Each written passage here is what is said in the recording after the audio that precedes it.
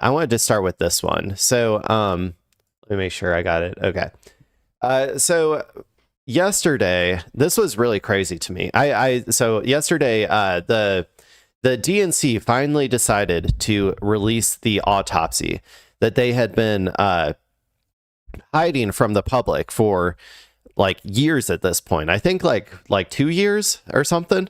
And there was so much discourse around this because, okay, most people, like most of the analysis that has come out after the fact has like indicated that like Kamala's like inability to break from Biden, particularly on things like Israel, Palestine, and the economy, were like the major factors for people like depressing the vote within the Democratic voter base or whatever, right?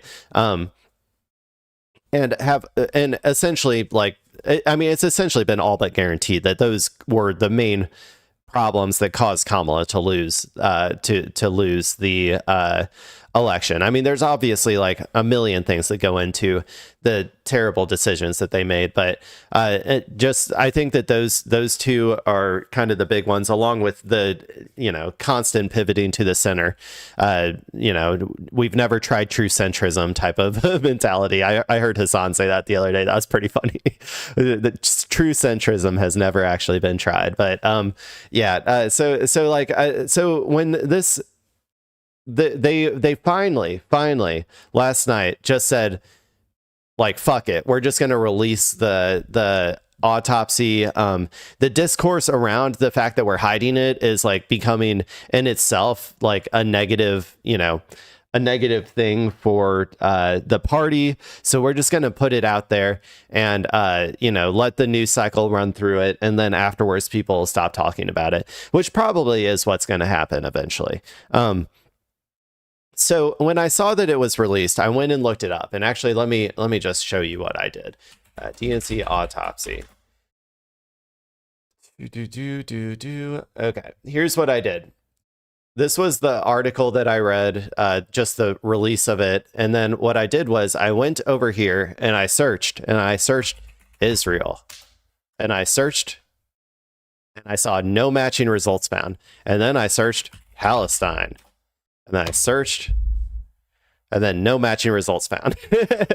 That is what I did. And then I determined from that initial analysis that this was bullshit. This autopsy that they released was complete and total bullshit. Because if they were, even if they were like, if they wanted it to, like, if they wanted to, not put that narrative out there that Israel and Palestine were an impact on the election, you still had to do the analysis. You have to do the analysis and make the argument. I know that these people, Ken Martin or whoever did this, I know that they did not want to put Israel-Palestine stuff in this autopsy.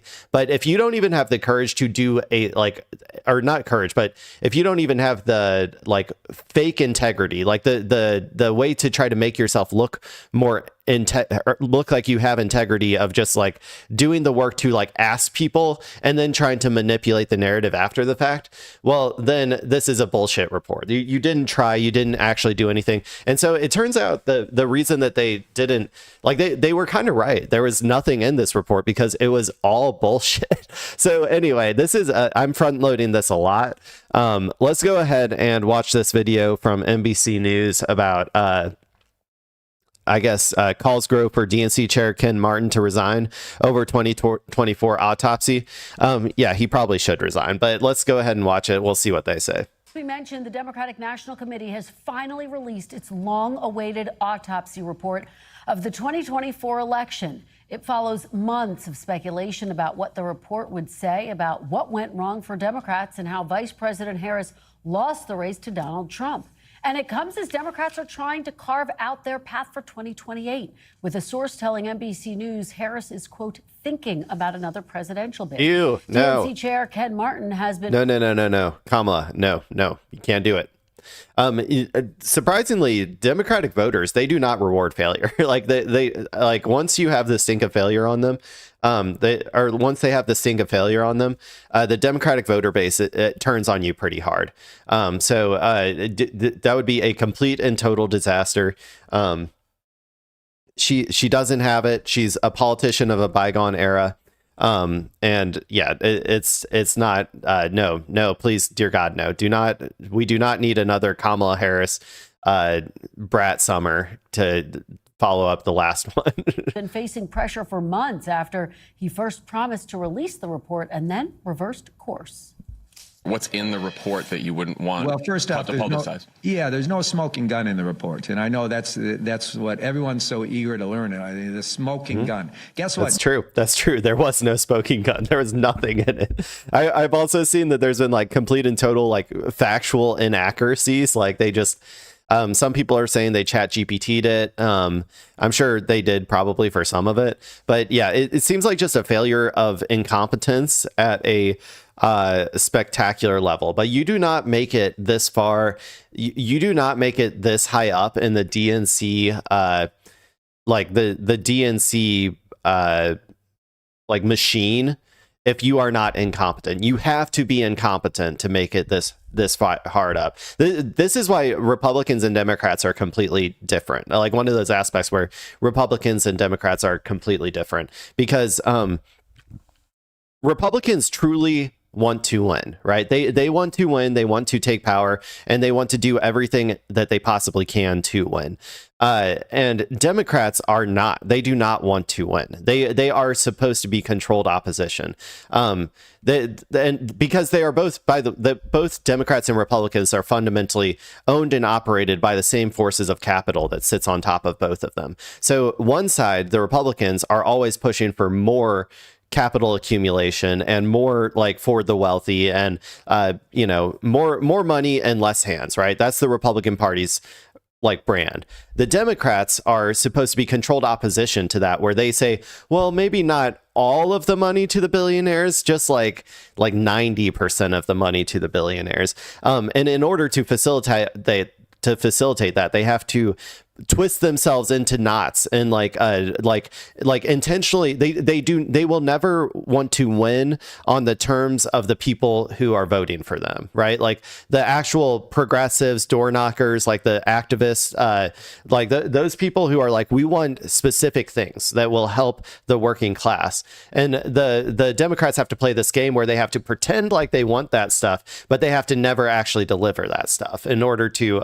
and so that just leads to them like, jumbling up their message, like completely twisting themselves into knots over and over again. And and so in order to like in order to rise up in a system like that, where you're not truly supposed to win a mandate and you're not truly supposed to win that like by a huge margin, and you're supposed to just like barely squeak by, and if you do squeak by, you can't actually, you're not allowed to do any of the policy positions that people would have ascribed to you, right? Like you must, the only people who make it to the top of the DNC machinery and the consultant class are incompetent and are like trying, like, I mean, I don't want to say they're intentionally trying to get the Democrats to lose, but because of their the ideology that's necessary inside of those inside of those circles, they are ideologically tied to Democrats losing. They don't want to win that. They don't want to win in the same way that Republicans want to win. You'll notice that when Republicans, like when the Republican base actually wants something, the Republicans lean super hard into that because they know that that's a popular way of like building momentum and building support for their party. Whereas when Democrats, when their base wants something, and the Democrats push them away because they don't want that popular base, they don't want that popular support. And so so you're never going to rise to a level of like Ken Martin or whatever inside of this machinery without being like incredibly incompetent. John. But if there's no smoking gun, why wouldn't you just release it then? Because we want to keep the focus on the lessons. The DNC released the report today after CNN obtained a copy, with Martin saying in a statement, For full transparency, I am releasing the report as we received it. It does not meet my standards. He adds he's doing it because people need to be able to trust the Democratic Party and trust our world. I will say this is the right move, though. If they want people to finally move on, like, this is the right move. It'll be bad press for a little while, but it probably will go away eventually. But the problem is they never did an actual autopsy, though. They never did like a real autopsy, like one that like asks, you know, all of the questions that would be necessary if you actually wanted to win in the future, because they don't want to win. They don't want to win that bad. They don't want to win bad enough. They don't want to win on terms that they do not get to set, aka like you know, anything that would challenge their donors. Like they do not want to win on those terms. And so here we are. We don't have an autopsy. We don't have like, or a real autopsy. We will never be able to you know, try to make changes based on that information. Now, to be honest, I don't need the autopsy. I know why the Democrats lose. They lose because the same way they always lose, by pivoting to the center. Like that's how they always lose. So I know why they lose, and I don't really need the autopsy to tell me that. It would be nice to have that data. But yeah, whatever. It's whatever. We know the direction the party needs to go, and we're going to take it there, whether these, you know, corporate ghouls like it or not. NBC News. And you're going to Ken Martin, listen to me. Democrats are going to win whether you guys fucking want them to or not. Like, that's what I'm telling them. We're going to make them win whether you want them to or not. We need to be able to trust the Democratic Party and trust our world. NBC News has learned that Martin called DNC members today to apologize and said that the author of the report is no longer with the DNC. Joining me now is NBC News senior national politics reporter Natasha Korecki. Natasha, thanks so much for joining us. I know you have been working on this day in and day out, and you've been working your sources today. What more are you learning about what led to the decision to release the report today? Why did it take so long, Natasha? He finally succumbed under pressure. When I say he, it's DNC Chair Ken Martin. One of the things that he said in a call, and we reported this earlier, one of the things he said in a call to some of his members today was that he could bear it. He could bear all the pressure. But what he started seeing was that potential 2028 contenders were getting asked about the autopsy, and it became bigger than him. And it became such a... Guess what? It wasn't pressure from actual people that caused this to happen. The Democrats will go every single day against their people, against the voters who are a part of their a part of their party, right? They will go day in and day out and do the exact opposite of what their voters want. But guess who they will never go against? Their donors. So I'll tell you what happened here is that they started getting fundraising issues. They started getting questions from their donors asking what was in the autopsy. We're not going to give you money until you release the autopsy. That's what happened. Is the people who actually matter, these ghouls, their actual constituents, the donors, said we're gonna stop giving you money. And so he said, okay, fine, I'll just put it out there. That's what actually happened. A distraction, and it was doing exactly what he was trying to prevent from doing. So he did release it. We also reported exclusively that Governor Josh Shapiro, Pennsylvania governor, spoke with Ken Martin last week and also pressured him. We also reported previously that Kamala Harris asked him to do it. And as you have reported, Cory Booker also called on him to release this report. So he's been under enormous amount of pressure to release this report. Yeah, that is a mountain of pressure that you lay out there, Natasha. So you've been looking into this report throughout the day. What are the biggest takeaways here from your perspective? Well, there are many. I'll tell you the biggest takeaway. Nothing. There's nothing in there, dude. It's nothing. It was so much garbage, man. It was yeah. I mean, I only skimmed over it. I didn't read all 190 pages. And I'm also just like, giving my analysis based on, other news sources that have covered it, like what I've seen. But yeah, there was like nothing in there, man. It was the most nothing burger thing I've ever seen. Many takeaways. One of them is they started too late with the negative advertising on Trump. They didn't land the negative ads. We're not landing the way. Okay, negative polarization will only get you so far, though. I mean, I don't disagree that it would help to be more aggressive in your negative framing against the Republicans and Trump. I would say stop pretending like the Republicans and Trump are different. That's another thing you could do that would help your messaging. But okay, sure. I mean, I guess. Yeah, you can spend more on that, but you're still missing the core part is you don't have a vision for the future. What was Kamala's vision? Can anybody out there tell me? Anybody? Tell me, what was Kamala's vision for the future? What did she want to do to materially improve the lives of, everyday Americans? What was her plan? Dude, I'm a terminally online politics guy. I don't even remember what her plan was. Like, yeah, I don't know, man. Way they did, but they took too long. That was one of them. There was not enough messaging coordination between the outside PAC, Future Forward, and the actual campaign. One of the biggest things that this underscored was Kamala Harris and how the White House, they faulted the White House with Biden White House with how they had prepared Kamala Harris, which was to say they did not prepare her. And I'm going to read this Oh my part God. of the report. The White House. Look. Biden did fuck everything up, okay? He did. 100%. He was dead. He was a zombie, and he was trying to keep running, even though nobody wanted that, right? He did fuck everything up.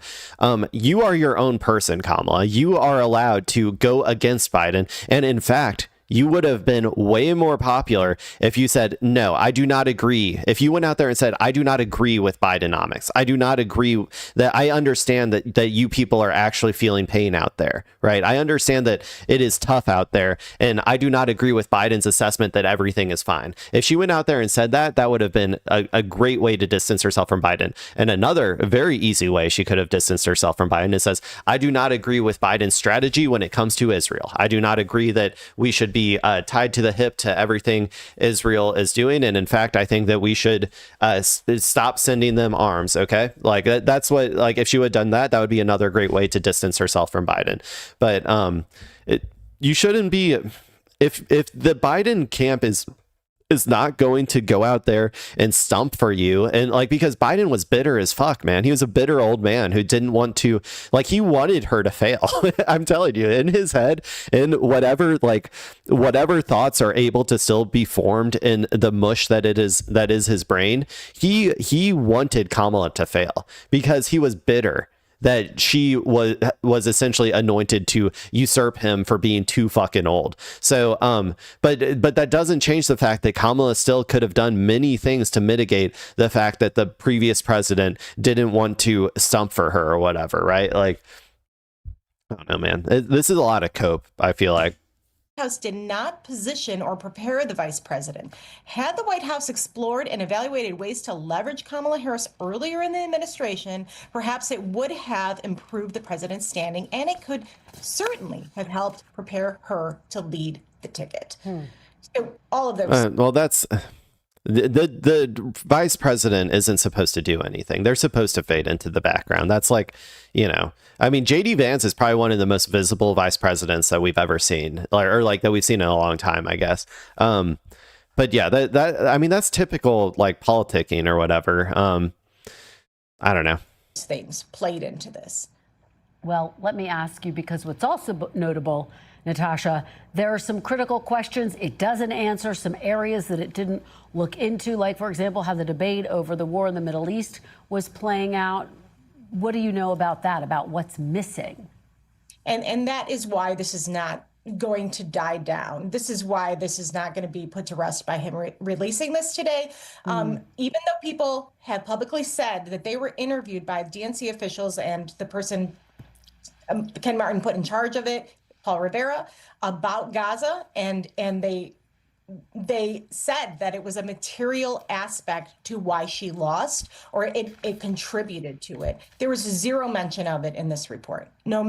Yeah, there's that conflicting report, and they didn't even do the analysis. They didn't even try to fake it, man. I guarantee you this Riviera guy or whoever was in charge of it, I don't know, Ken Martin, the people, I guarantee you they were told to not like mention Israel as a negative impact on Kamala Harris's loss. Like I will 100% assure you that they were told to do that. But you still have to at least pretend like you're doing some sort of analysis, because like a lot of these things, like there's a lot of like situations where like they can get a bunch of like they can ask people a bunch of questions and then take the exact wrong conclusions from it and then present that to their donors or to their, corporate overlords, and like they'll be happy with it, right? And so like, but they didn't even try when it comes to Gaza. They didn't even try to ask the questions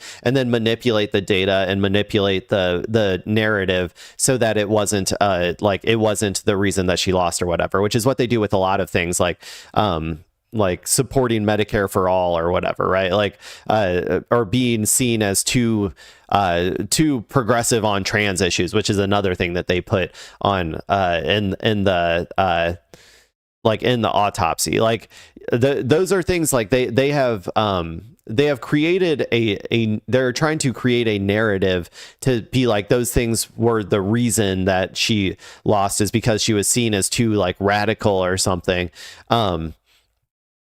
And like you could easily just make the exact opposite argument as well, though.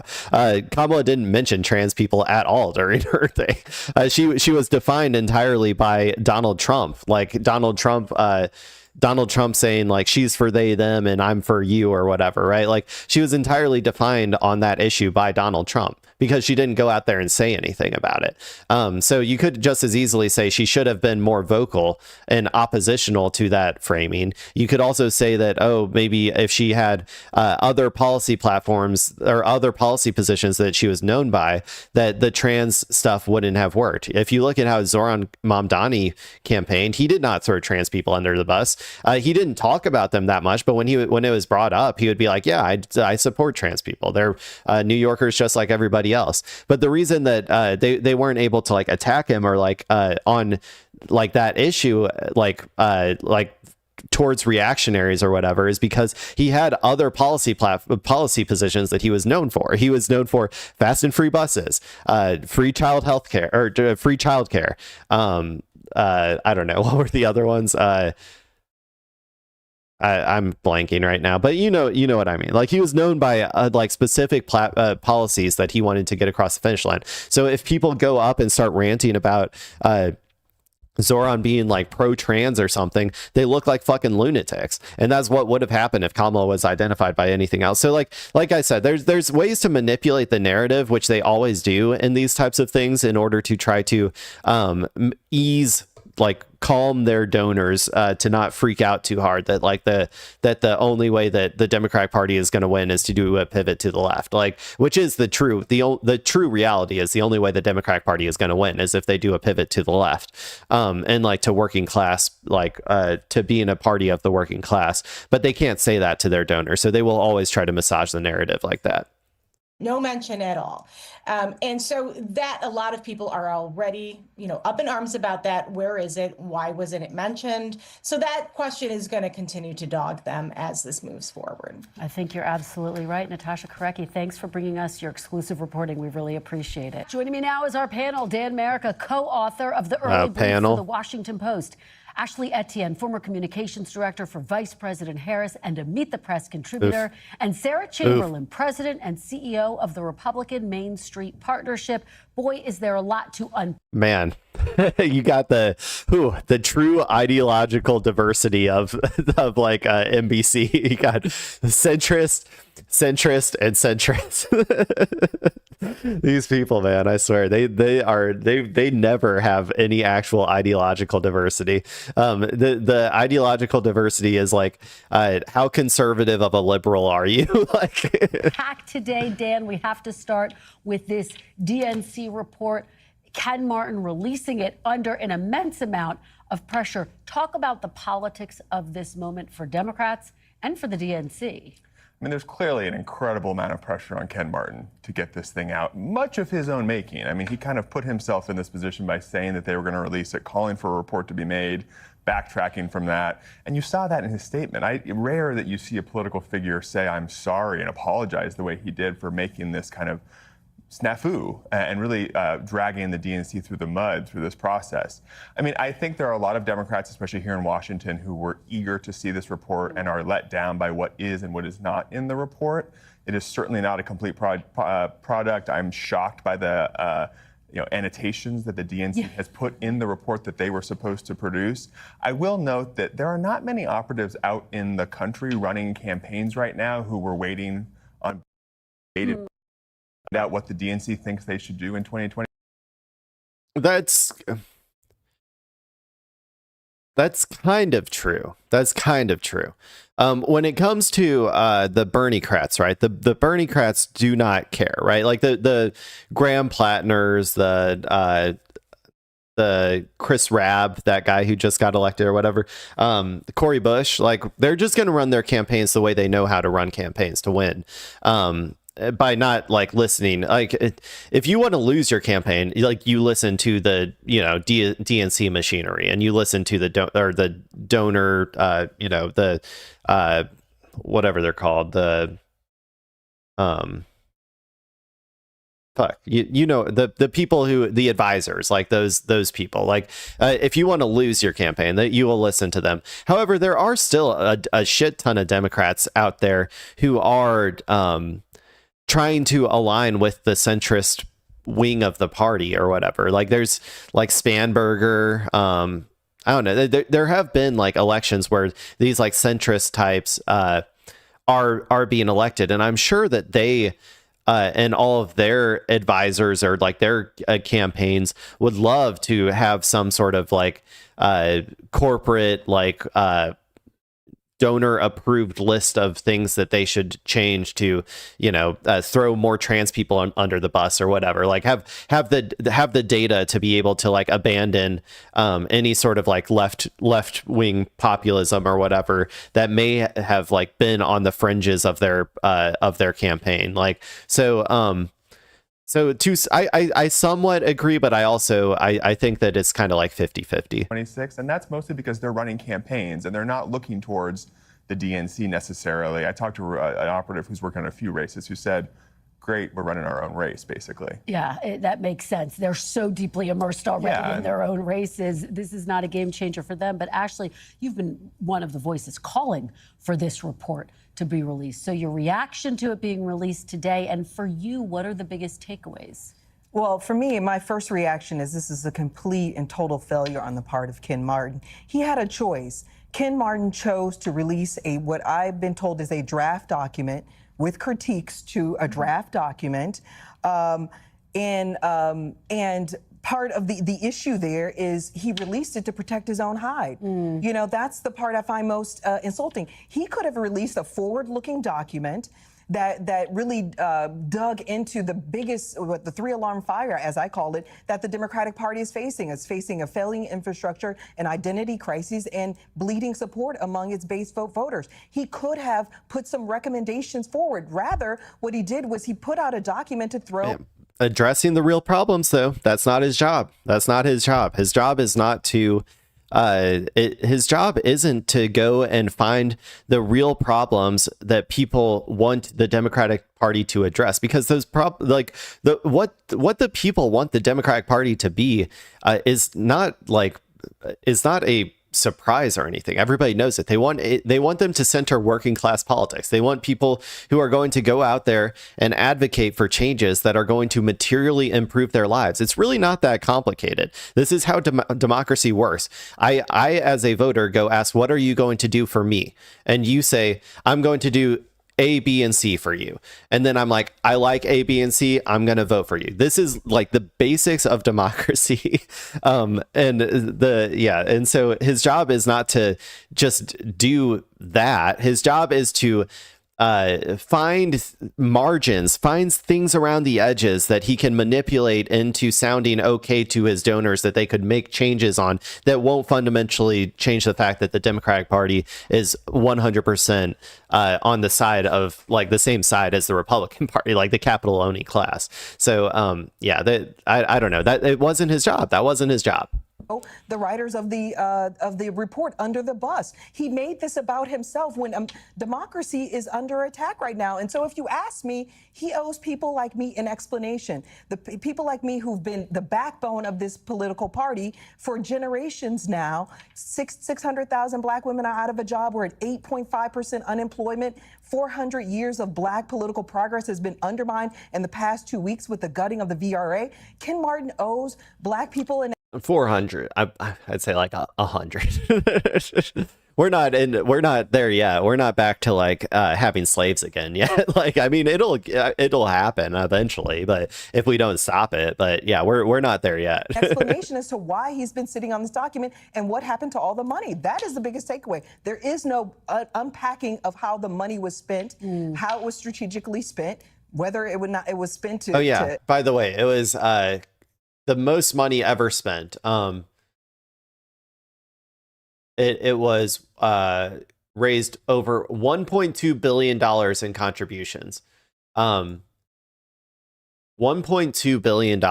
And yeah, where did it all go? Which consultants? That's the word I was looking for. Which consultants, which consultant firms did it go who all firmly lost, like who all their ideas, their strategies all completely failed.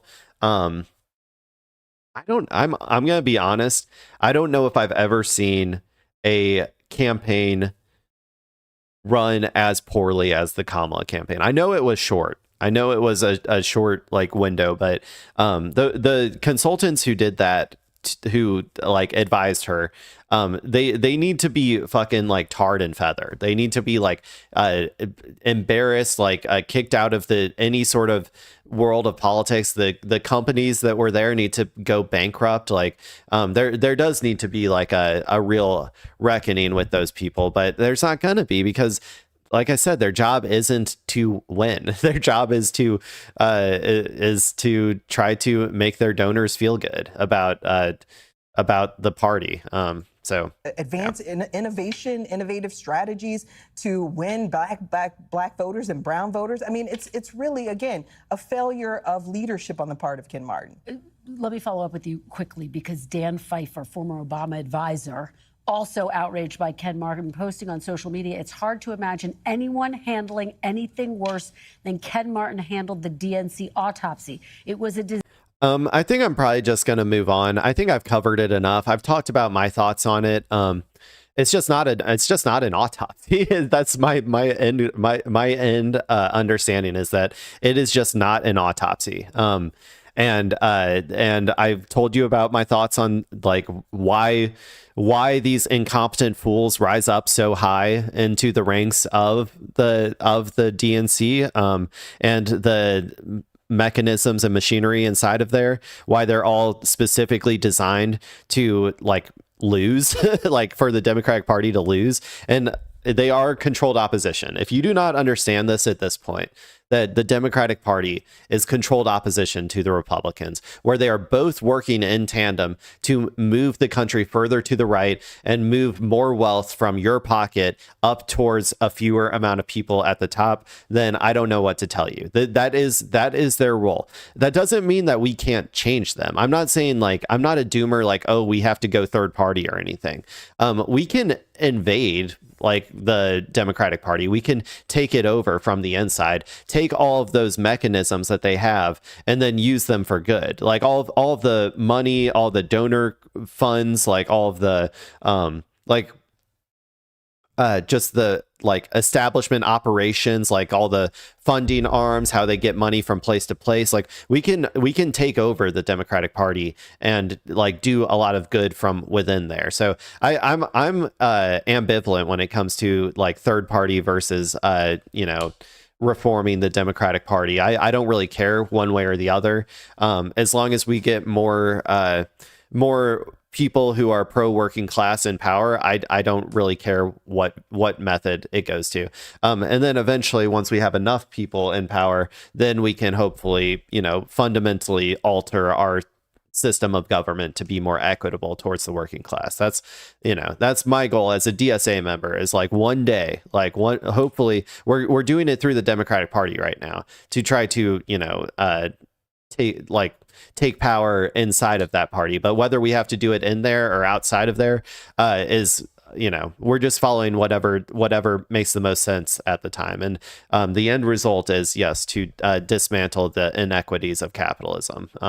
It may, I don't know if it'll happen in my lifetime. I would love to see a socialist America, but we're just doing our part to try to get there. So, okay, well, there you go.